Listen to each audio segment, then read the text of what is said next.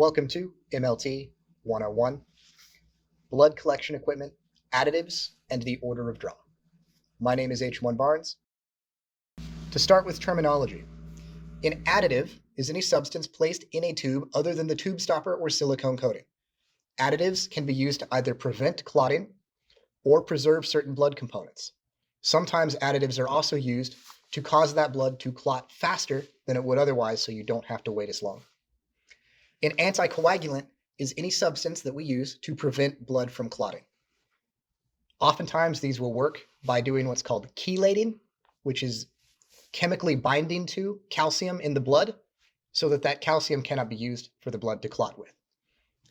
An antiglycolytic agent is a substance that prevents the process of glycolysis, which is the breakdown of glucose by the cells in the blood.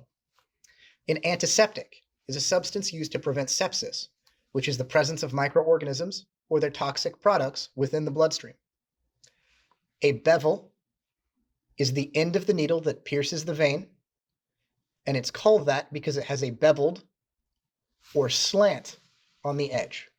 It's not just a sharpened tube, it is slanted into a point. We refer to that open side of the point as the bevel. A clot activator, a substance that enhances coagulation in tubes used to collect serum specimens. If you force the blood to clot after you collect it and separate it down into formed elements and components and its fluid properties, you will get serum. A disinfectant, a chemical substance or solution regulated by the Environmental Protection Agency, EPA, which is used to remove or kill microorganisms on surfaces and instruments.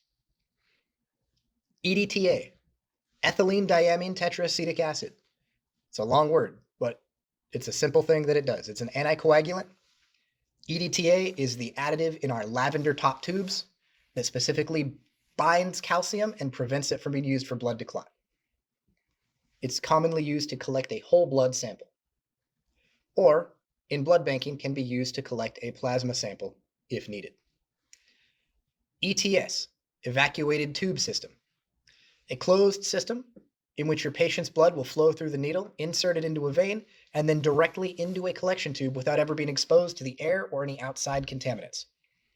An evacuated tube is the term for the tubes that are used with the evacuated tube system method for obtaining a blood specimen. These tubes work on a low pressure system where they have a much lower pressure inside the tube than the pressure of the bloodstream or the pressure of the air outside the tube, which makes them function like a vacuum. A gauge. The needle gauge is indicated by a number that's related to the diameter. The higher the gauge number, the smaller the actual diameter of the needle. It works the same way that shotguns do. The smaller the number, the bigger the needle. The bigger the number, the smaller the needle. Glycolysis, the breakdown or metabolism of glucose by blood cells. Hub, the end that attaches to the blood collection device. A lumen, the internal space of the needle is called a lumen. Same terminology that you would use to describe the internal space in a garden hose or a blood vessel. A multi-sample needle is a type of needle that allows multiple tubes to be collected with a single venipuncture. You only have to stab somebody once, and you can collect as many tubes as you need. You don't have to keep re-sticking them with that needle. Order of draw is the specific sequence that you draw blood into your tubes. It's intended to minimize additive carryover or cross-contamination between samples. Shaft is the long cylindrical portion of the needle. Sharps container is a special puncture-resistant leak-proof disposable container used to dispose of needles, lancets, other sharp objects. Depending on which lab you're working in and their local or state policies, you may also put all of your old plastic tubes into a sharps container. And you may also have to put things like loops from microbiology or old plates into sharps containers as well. That's going to depend on your state policy. Some places allow those to be put into biohazard bags. Some places require that those go into an actual rigid sharps container. An SST is a serum separator tube. That is a tube that is used to separate serum from the formed elements of the blood. Thixotropic gel is an inert synthetic gel substance that's used in some of your evacuated tube system tubes. Serum separator tubes, plasma separator tubes. It forms a physical barrier between the cells and the serum or plasma after you centrifuge the tube. Starting with our blood collection equipment, we have the phlebotomy chair. It should be comfortable for your patient. It should have adjustable armrests so that you can more easily position the patient. And you want to have armrests that lock in place and that can cross in front of your patient if that person is sitting up. Because some people will faint, they will fall unconscious at the sight of their own blood or at the knowledge that they are bleeding through the process of phlebotomy. And having that armrest there in front of them can help prevent them from falling out of the chair and hitting their head on the ground. Your equipment carrier is a handheld tray that you're going to fill with supplies. It's used to make your blood collection equipment portable. They're commonly seen in a hospital setting, not so much a clinic where if you're drawing blood in a phlebotomy area and people come to you, you're not really going to need to have an equipment carrier. You can just keep all of it in a cart that's set in the middle of the room that everybody shares, or in a rack up on the wall or something like that. But if you need mobility because you're going from room to room, an equipment carrier is fantastic. It's a handheld tray that'll come in a different style or size depending on what you need. And you can put all the different tubes and needles and cleaning devices that you need inside that tray. They're convenient, especially for stat or in emergency situations when you need to get somewhere fast to get a blood sample. A cart is commonly used for early morning hospital phlebotomy rounds, where you'll have a dedicated phlebotomist in the hospital who has a cart full of supplies, which oftentimes will have a portable equipment carrier on top of that rolling cart. And they will push that cart around from ward to ward, room to room, to bring with them the supplies and to hold the collected blood as they do morning rounds. However, the carts are often left outside of the patient's room, so as not to potentially transfer bacteria from one person to the next, because the cart's a big, bulky object with a lot of surfaces. To prevent that, the phlebotomist will have oftentimes a equipment carrier or equipment tray that sits on top of the cart, and they'll just bring the little tray into someone's room as needed. That allows them to bring their supplies in and out. The supplies that you're actually going to need include a 2x2 inch gauze pad. It's not always going to be 2x2 inch. This is a common size. Sometimes you'll have 4x4 inch gauze, or you may have some other absorbent material. Usually you're going to fold it over so that it's thickened and almost like a ball, and you put that on top of the insertion site of the needle. Then press down on it to hold pressure. You're not going to press down while the needle's in somebody's arm, but after the needle's removed from their arm, you press down on that insertion location with pressure on that gauze pad. That's going to help the blood stop bleeding, and it's going to help the blood clot in that location. It's not recommended to use a cotton ball because the individual fibers of the cotton ball will tend to stick to the phlebotomy site. Adhesive bandages. Sometimes people use regular household Band-Aids for this. I don't recommend it. They work if it's all you have, but just a standard adhesive bandage is not going to hold pressure over the insertion site where somebody had their blood drawn. Instead, it's better to put a piece of gauze or other absorbent material over that site and then use a self-adhesive wrap, frequently referred to as Coban wrap, and wrap that around the arm 1.5 to 2 times. Any less, and the self-adhesive isn't going to make enough contact with itself to really stick anymore, and you're starting to get wasteful. And you wrap that just a little bit tight. You want it tight enough that it's slightly uncomfortable, but not tight enough that it is going to hurt somebody or cut off their blood flow to their fingers or anything like that.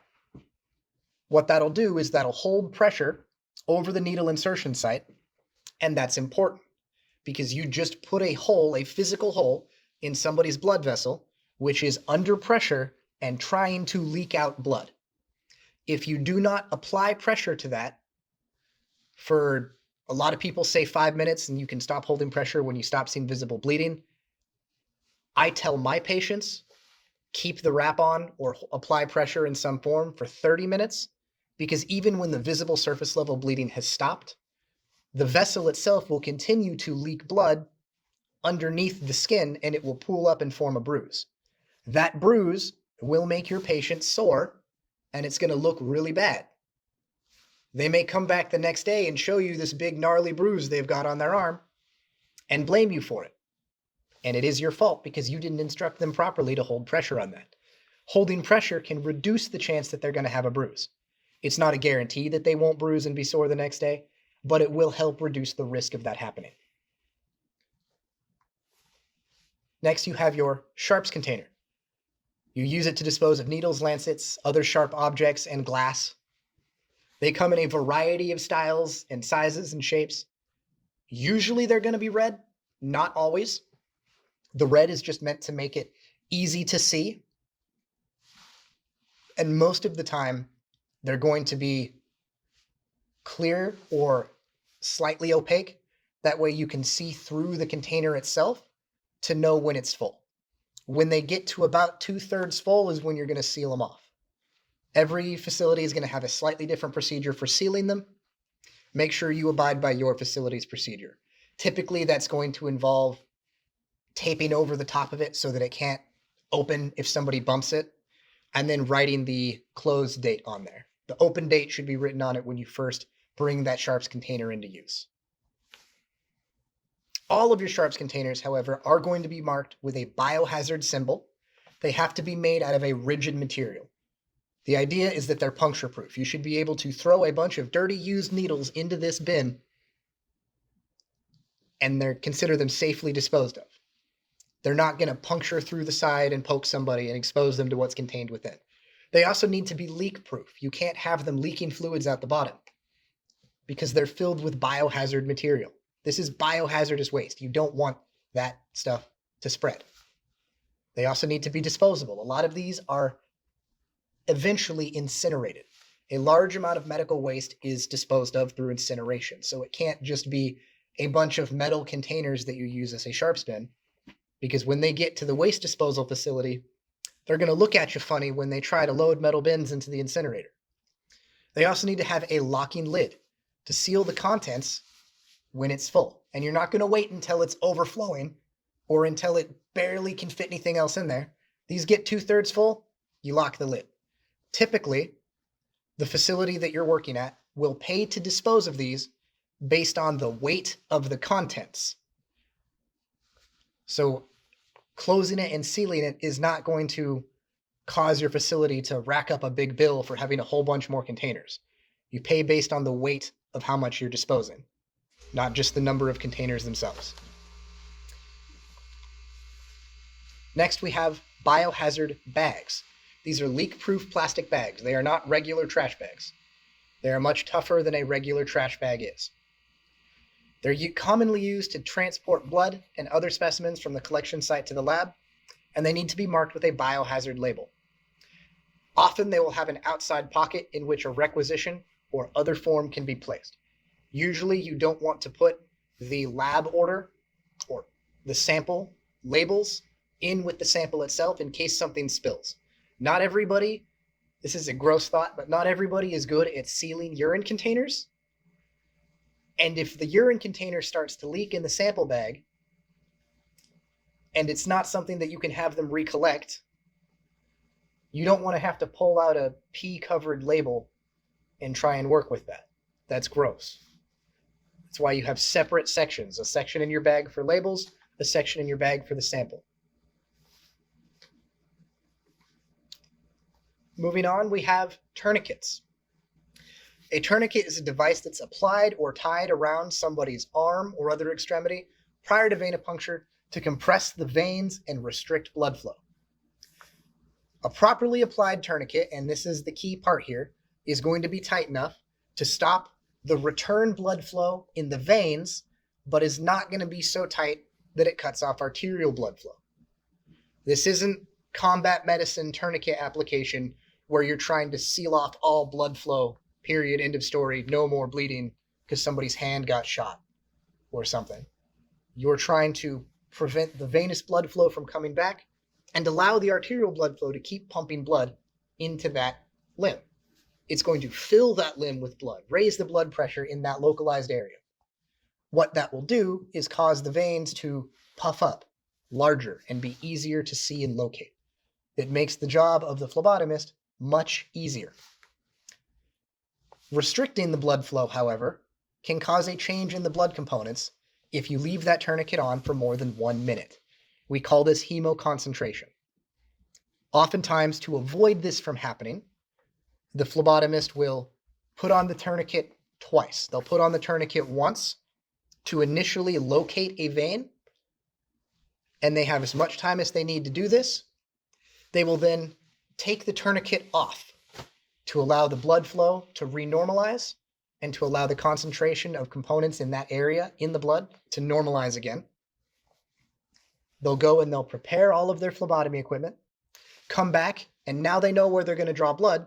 They put the tourniquet on, and instead of spending most of that 1 minute to locate a vein before they draw blood, they already know where it's at, and they can go right ahead and draw blood. So they can easily stay within that 1 minute time limit to remove the tourniquet. Most places that I've seen are going to use disposable tourniquets. They've got to be thrown away if they're dropped or contaminated with blood or other visible contaminants. Usually, if you're using disposables, you're going to throw it away in between every single patient. That is the standard practice for a disposable tourniquet. A non-disposable tourniquet is going to be disinfected in between each patient that you use. So some tourniquets, they're not the ones that you wrap around somebody's arm and then tie them off. They'll have Velcro or a strap on them, and you can reuse those ones over and over again. But you need to clean them between patient use. An antiseptic is a substance we use to prevent sepsis. Antiseptics are going to prevent or inhibit the growth of microorganisms. They're not going to sterilize something. They're not going to kill all of the bacteria and the viruses. They prevent or inhibit growth. They're used to clean a site prior to blood collection. That's part of why we say this is a clean procedure, not a sterile procedure. The most commonly used antiseptic is going to be 70% isopropyl alcohol. You can also use 70% ethyl alcohol, or benzalkonium chloride, or hydrogen peroxide, or povidone iodine. If you've got to use iodine, make sure that you verify with your patients if they're allergic to shellfish, because shellfish is one of the components in making that. Another antiseptic that you'll see people use is chlorhexidine gluconate. Those are for the people that you can't use iodine on. Disinfectants are chemical substances or solutions regulated by the EPA, and they are used to remove or kill microorganisms. The key difference between our antiseptics and our disinfectants is antiseptics prevent or inhibit growth. Disinfectants actually kill. They'll kill the microorganisms that are on the surface that you apply them to. They're stronger and more toxic and often more corrosive than antiseptics, so you don't want to use them on someone's skin. And while they do kill bacteria, they're not always going to kill bacterial spores. So if you're going to use these on reusable medical equipment, you still have to actually sterilize that equipment. A disinfectant is not enough. According to the CDC and Healthcare Infection Control Practices Advisory Committee, use of EPA-registered sodium hypochlorite is preferred. You can make a 1 to 100 dilution of sodium hypochlorite. It's also known as common household bleach. You can buy it at the store. You can use a 1 to 100 dilution for decontaminating a non-porous surface in a patient care setting, like your phlebotomy chair. But when you have visible, noticeable amounts of blood, instead of a 1 to 100 dilution, you want to switch to a 1 to 10 dilution. It's 10 times as strong. It's going to be 10% bleach, 90% water. You use that to clean up spills of blood or other body fluids. You want at least a 10-minute contact time if your purpose is specifically disinfection. After you allow that contact time to sit, you need to wipe the bleach off and then rinse it with water. Whatever location or area you were letting the bleach disinfect, you need to go back and remove the bleach residue with water, or it will build up a corrosive residue over time that will damage your equipment. Your phlebotomy needle is sterile. They're disposable and they are designed for a single use only. You use them one time. That is it. You do not even reuse a needle on the same person. If you need to poke somebody again with a needle, you are going to dispose of the original needle and get a new needle. These needles are made in mass quantities. They're a very cheap item. So think about that when you think about the manufacturing standards for these. Typically, they're well made, but they are not perfect. You need to visually inspect your needle before you use it, because every now and then you are going to find a needle that has little metal burrs on the shaft of that needle, or there might be an odd little metal piece hanging off the end of the beveled point, and you don't want to poke that into somebody's vein, because what if that little metal piece that was hanging off breaks off into somebody's blood vessel and starts traveling around their body and gets stuck somewhere? That is not something you want to do to somebody. So before you use any needle ever, you are going to visually inspect it. It's not common that you're going to see this kind of thing. It's not. I could open 10 boxes of 100 needles and they'd probably all be fine. But it is something that happens that you need to be aware of. So you need to check your needles before you use them. The parts of the needle include the beveled end of the needle, the long cylindrical portion we call the shaft, where the needle attaches to the blood collection device we call the hub, and the internal portion of the needle that the blood travels through is the lumen. They come in many sizes, and we have several types. We have winged or butterfly needles, there's syringe needles, and there's evacuated tube system needles. They're all going to be typed out by their gauge and their length. Needle gauge is indicated by a number that is related to the diameter of the lumen. The needle's diameter and the gauge have an inverse, meaning opposite. So the bigger the number, the smaller the needle, the smaller the gauge, the bigger the needle. They're sized the same way shotguns are. Although blood typically will flow much faster through a larger diameter needle, the gauge of your needle is going to be selected according to the size, condition, and location of your patient's vein, the type of the procedure, and volume of blood to be drawn. Most often, people are going to use between a 20 to a 23 gauge needle. A 21 is considered standard for most routine adult antecubital venipunctures. If you go too small on your needle, you're going to increase the risk that you're going to hemolyze the blood in that sample with the phlebotomy process, because it's the same amount of vacuum pressure from the tube being applied to the blood, but it's being applied over a much smaller diameter area. So the blood goes under a greater amount of pressure and force when you use a smaller needle. That is something to keep in mind. Although you won't always have a choice. If you're drawing blood from a small child, you're going to need to use a small needle. If you're drawing blood from an older person who has very fragile veins, and you don't want to risk using a large needle, you're going to end up using a small needle. Safety features on your needles include resheathing devices, like shields that can cover the needle after use, or a blunting device, or equipment that will retract the needle into the handle of the needle after using it. A winged infusion blood collection set, or a butterfly needle, is good for smaller or difficult veins, like hand veins or the veins of an elderly person, or for kids.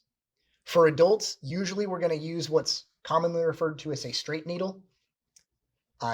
They're a lot cheaper to use, so most of the time the hospital or clinic will recommend using them because they're about 1/10 of the price of using the butterfly needles. And when you get good with them, they are faster and easier to use than a butterfly needle is. However, if you have to draw multiple tubes, or if you're going for one of those hand veins or a small vein, that's when you want to think about a butterfly needle. The advantage to a butterfly needle is that once it's inserted into the vein, that butterfly winged set or section of that needle can be laid flat or flush against the patient's skin, and the needle can be slightly threaded deeper into the blood vessel, and then one hand can be used to hold that in place, while the other hand switches the tubes on and off the end of the needle with the hub. With a butterfly needle, this is convenient when you're doing a large number of tubes because the tubing that connects the butterfly needle to the hub itself is typically very flexible and long enough that moving the hub in the process of changing tubes will not move the needle inside the person's hand or in their arm. This reduces the risk of that needle swinging around and lacerating the inside of somebody's vein.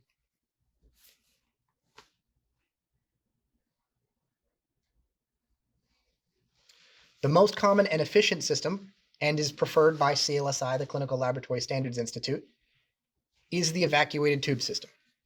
It's a closed system in which your patient's blood will flow through a needle inserted into the vein and directly into your collection tube. We call these our multi-sample needles, and they're available with or without safety features.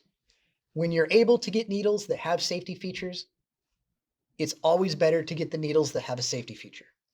You're going to reduce your risk of having a needle stick injury if you have the ability for that needle to sheath itself into the handle or for that needle to retract, something that can help prevent a needle stick injury.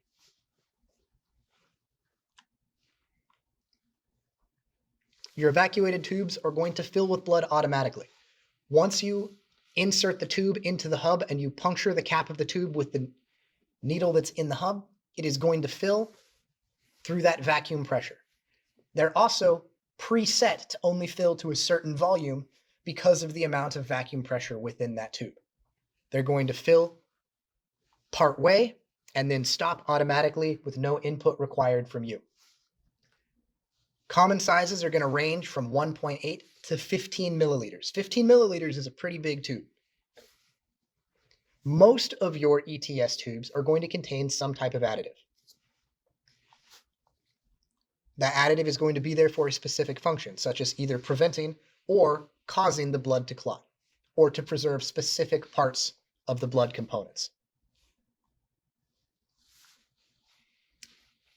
Anticoagulants are going to function through either one of two methods. They're either going to chelate or precipitate calcium so that it can't be used in the coagulation cascade, or they will inhibit the formation of thrombin, which converts fibrinogen to fibrin in the coagulation, in the clotting process.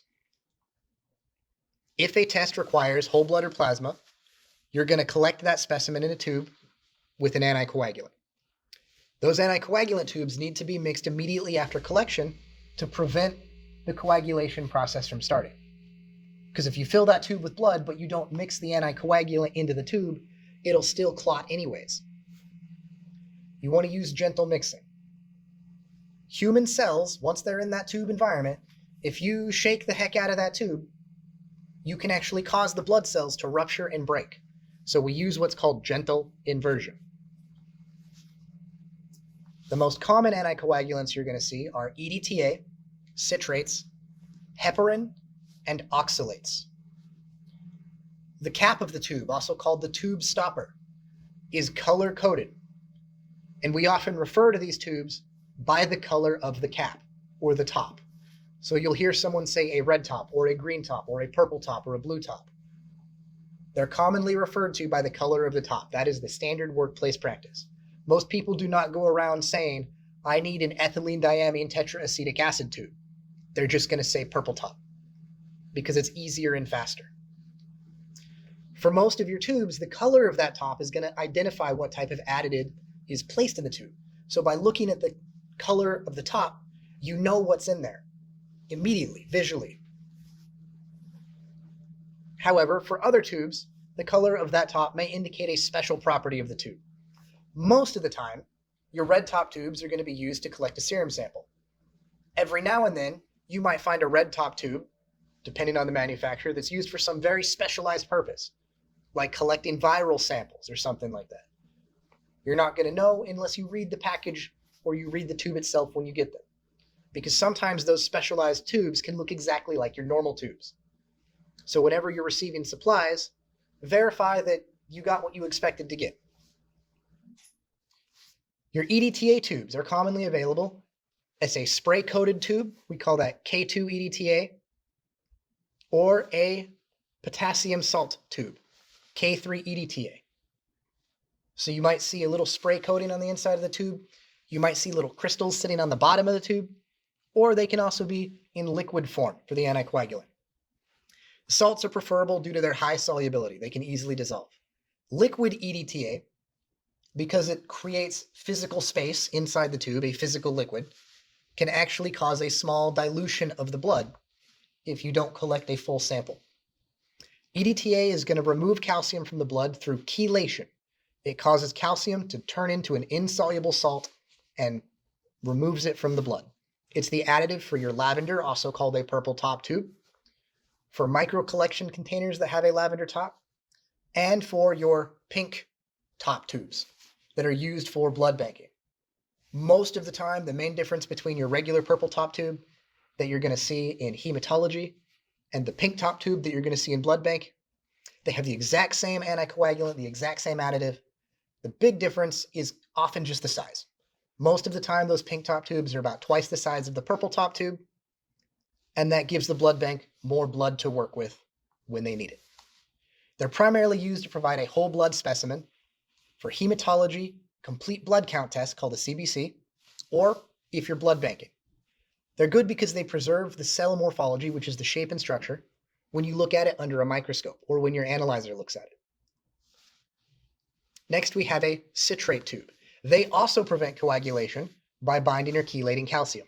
The most common citrate tube is our sodium citrate tube, and we use those for coagulation tests. They have a light blue top, and they're typically called a light blue top tube. They have a 9-to-1 ratio of blood to anticoagulant when you fill them properly. So they're going to be 9 parts blood, 1 part anticoagulant.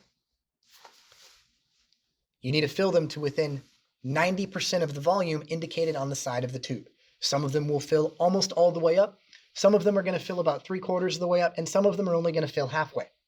There will be an arrow on the side of that tube that tells you exactly how full that individual tube needs to be. If it's more than plus or minus 10% away from that arrow, either not enough or too much, you can't use it. You need to redraw that tube. The ratio for that anticoagulant has to be exact, or you're going to get the wrong results. Next, we have our heparin tubes.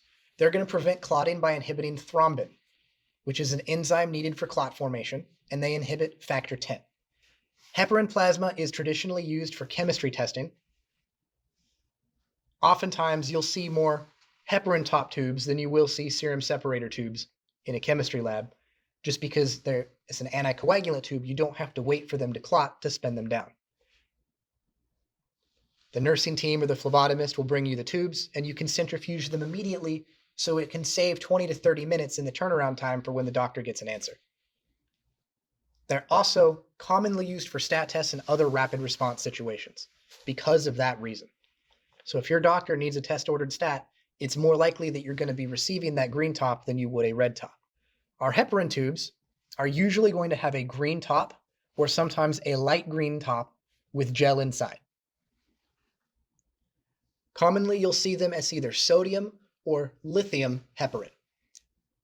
Something to keep in mind when you're running your chemistry testing is if you have a test that is looking for electrolytes in the blood and you get sodium heparin, the tube has sodium in it already as an additive, and that can interfere if you're trying to do a sodium test on your patient. The same thing for your lithium heparin tubes. If you have a patient who is taking lithium as a medication and you're trying to test their blood levels of lithium, you can't use a lithium heparin tube because the tube already has lithium in it, and it will interfere with the result. Usually you're going to see lithium heparin tubes as the standard green top tube that comes to your lab. But that is something to pay attention to and be familiar with, is whether your lab is using sodium or lithium heparin tubes. Oxalates are going to remove calcium and prevent clotting by binding and precipitating that calcium, and they're commonly used in tubes to preserve glucose. You'll see them as a gray top tube, and they are sometimes also used for ETOH, or alcohol testing. They also contain an anti-glycolytic agent that's going to prevent the breakdown of glucose by the blood cells. That's important because if glycolysis, the breakdown of blood sugar by your cells, isn't prevented, if you don't stop that, that amount of blood sugar that you have in your patient's sample is going to go down by about 10 milligrams per deciliter per hour. And if you've got a tube that comes in and it's routine, and I'm not saying that your standard practice is to let a tube sit for 4 hours before you test it, but if it does, and it's in a regular tube and it's not in a gray top tube, your patient's blood sugar result could be 40 milligrams a deciliter lower than it actually is when the machine tells you a result. And if your patient had a blood sugar of 85, which would be normal, and it's set for 4 hours, and when you test it, it tells you 45, now you've got a person who's at risk of falling into a diabetic coma, or at least your machine is telling you that they are. These gray top tubes prevent that situation from happening by preventing the breakdown of blood sugar.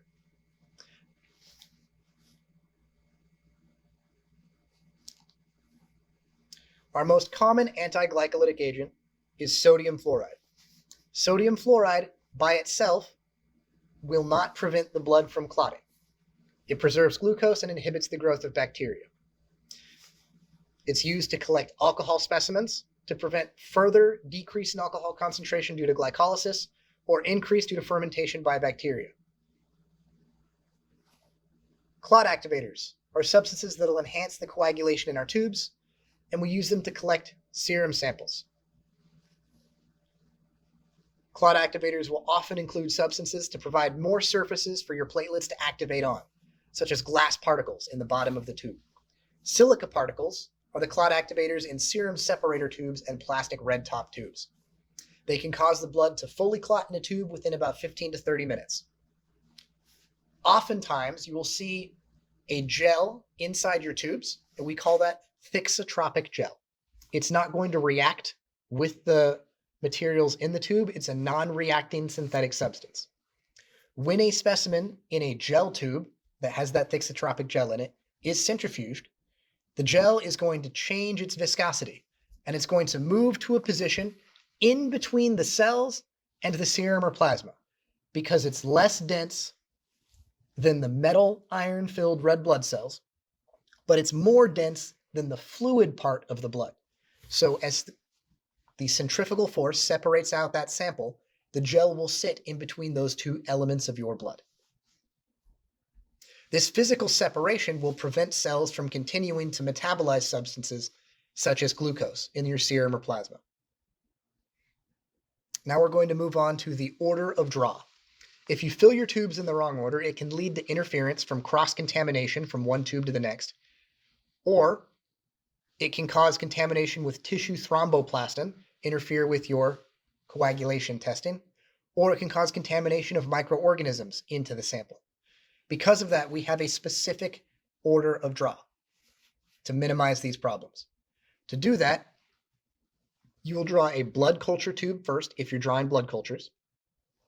The reason for that is all it really takes is 1 or 2 bacterium getting into the blood culture bottle to make that bottle go positive in your analyzer.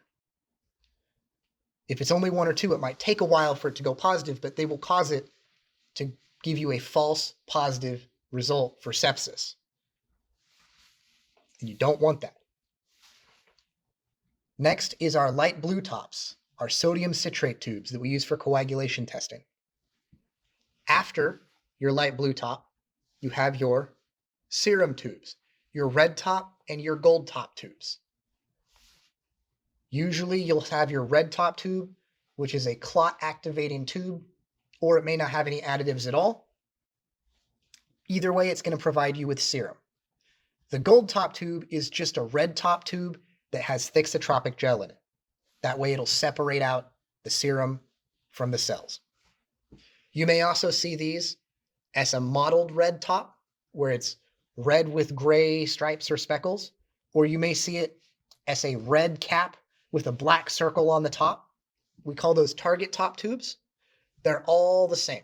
They're going to give you the same serum product at the end of the processing that you're going to do for that sample. Now, you may use different tubes for different purposes, especially if you're doing HIV testing. A lot of companies that perform this on bulk will just have a special tube that they want it collected in that is just a larger than normal red top tube because it provides them a bit more volume to work with. And since this would be a mail-out test, you send it to another reference facility, they don't want to have to call you and ask for a second tube because that's going to delay everything significantly. After you draw your serum separator tubes, you're going to draw your heparin tubes, with or without gel plasma separator. That part's not particularly important. What's important is that you draw the heparin tubes after the serum tubes. After you draw your green tops, your heparin tubes, then you draw your purple tops, your EDTA tubes. Whether they have a gel separator or not, again, isn't particularly important. You just want to make sure you draw your purple tops after your green tops. And last, we have our gray top tubes, our sodium fluoride and potassium oxalate glycolytic inhibition tubes. So I'm going to say that again with less additional information so you can just hear the order of draw. Blood culture, sodium citrate, serum tubes, heparin tubes, EDTA tubes, sodium fluoride, potassium oxalate tubes. That is our blood culture tubes. They may or may not have specific colors on the tops of the bottle, depending on the brand that makes them. The top of the blood culture tube bottle will be different based on whether you're testing for aerobic or anaerobic bacteria. So I'm not going to give you a color for that. The blood culture tubes will be very obviously larger and different than the rest of your tubes.